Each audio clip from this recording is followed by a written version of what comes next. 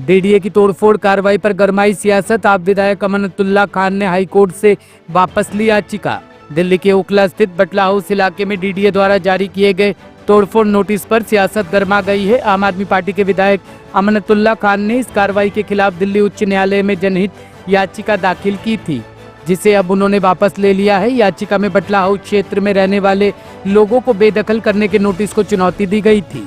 देखिए, पीआईएल में 3 दिन का जो है आज जो है डिवीजन बेंच ने टाइम दिया है। जो भी लोग हैं जिनके यहाँ नोटिस लगे हैं, जो इफेक्टेड पार्टीज हैं, वो 3 दिन के अंदर सारे के सारे जो है अपनी जो है वो रिट फाइल कर सकते हैं इंडिविजुअल।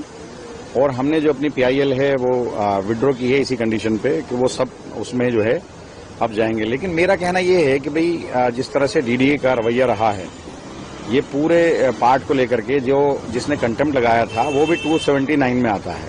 उसको ये कहते हैं कि वो पीएम उदय का पार्ट है और बाकी पीएम उदय के पार्ट क्यों नहीं है।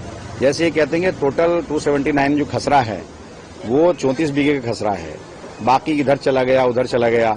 9 बीघे ऐसा है जो हैवी बिल्डअप एरिया है या उसके ऊपर ये इंक्रोचमेंट दिखाते हैं। अब उसमें से 5 बीघा कह रहे हैं कि ये पीएम उदय का पार्ट है, यानी कि अनऑथराइज का पार्ट है, और 4 बीघे अनऑथराइज का पार्ट नहीं है। वो क्यों नहीं है भाई? आपने उसको पीएम उदय से बाहर कैसे निकाल दिया, जबकि सबसे जहां से अनऑथराइज इलाका शुरू होता है ये इलाका वो है मुरादी रोड, उसके बिल्कुल बराबर में जो है मेन बटला हाउस है। मुरादी रोड जो है ऑथराइज में आता है। मुरादी रोड के बिल्कुल जहां से स्टार्टिंग होती है वहां से अनऑथराइज शुरू होता है और तकरीबन 71 से 71, 72, 73, 80, 80 से 70 के बाद से लोग वहां रह रहे हैं।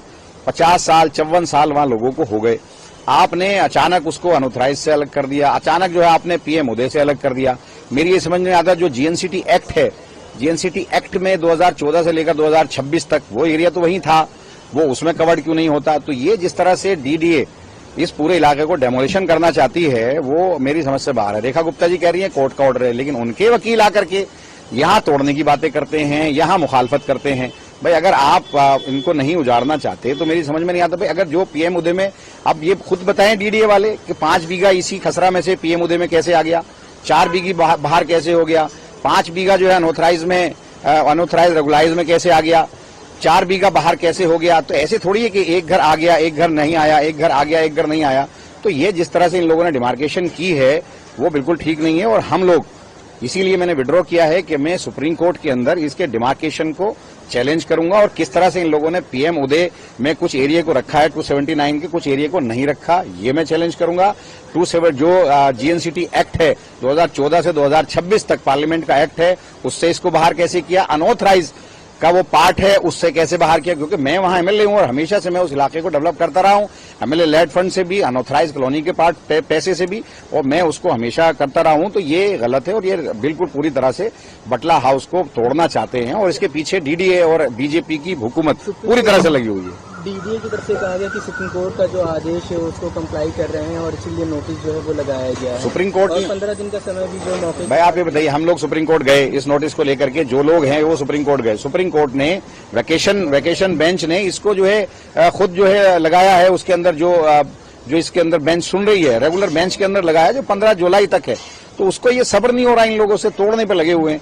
भाई ये लोग एक आशियाना बनाने में जमाना लगता है। जिन लोगों के घर वो टूटने वाले हैं, जो बर्बाद हो रहे हैं, उनसे पूछिए ना, उनकी तकलीफ को जानिए। और जो लोग 70 से रह रहा है, अचानक आप उसको कहते हो कि आप अनऑथराइज का पार्ट नहीं हो, अचानक आप उसको कहते हो कि आप पीएम उदय का पार्ट नहीं हो। कुछ एक घर पीएम उदय का पार्ट है, वही आदमी जिसने कंटेम्प्ट लगाई मतलब वो भी 279 के अंदर आता है, लेकिन उसका घर पीएम उदय में है, उसको बचा दिया, उस पर नोटिस नहीं लगाया। क्यों? क्योंकि वो इनसे मिलकर के उसने सेटिंग करके उसने जो कंटेम्प्ट लगाई थी, जिसका ये उसको फैज दे रहे हैं, फायदा दे रही है बीजेपी। अच्छा, स्टे है या देखिए 3 दिन का टाइम दिया है कि 3 दिन तक वो पूछ रहे थे उससे कि भाई आप ये इंश्योरेंस तो दे के जाओ कि 3 दिन तक आप डेमोलिशन नहीं करोगे। तो डीडीए की जो वकील है वो 3 दिन भी नहीं दे रही थी वहां। आपने भी सुना, वहां सारे लोग थे, वो 3 दिन देने को तैयार नहीं, उनका तो बस नहीं चल रहा, नहीं तो रातों रात तोड़ दें। अब तो डिवीजन बेंच ने कहा है कि 3 वर्किंग डेज में सारे लोग, जो लोग भी इफेक्टेड हैं, जिनके यहाँ नोटिस लगे हैं, वो किसी भी कोर्ट में आ सकते हैं, उनको आजादी है। अपने जो डेमोलिशन के जो नोटिस लगे हैं उसको वो चैलेंज कर सकते हैं। तो क्या कोई कोर्ट में स्टे लगाया है, कोर्ट की तरफ से कोई स्टे लगाया गया है डेमोलिशन ड्राइव पे या नहीं? उन्होंने 3 दिन का टाइम दिया है, तो मैं मान के चल रहा हूं कि जाहिर सी बात है 3 दिन का वक्त तो तमाम एजेंसीज देंगी, ऐसा तो नहीं है। जब कोर्ट ने कहा है कि 3 वर्किंग डेज में अपना सारी जो एप्लीकेशन, हम तो स्टे के खिलाफ ही, उसके डेमोलिशन के खिलाफ ही तो आए थे, तो मान के चलिए कि ये 3 दिन तो हैं। Bureau report, team top story news.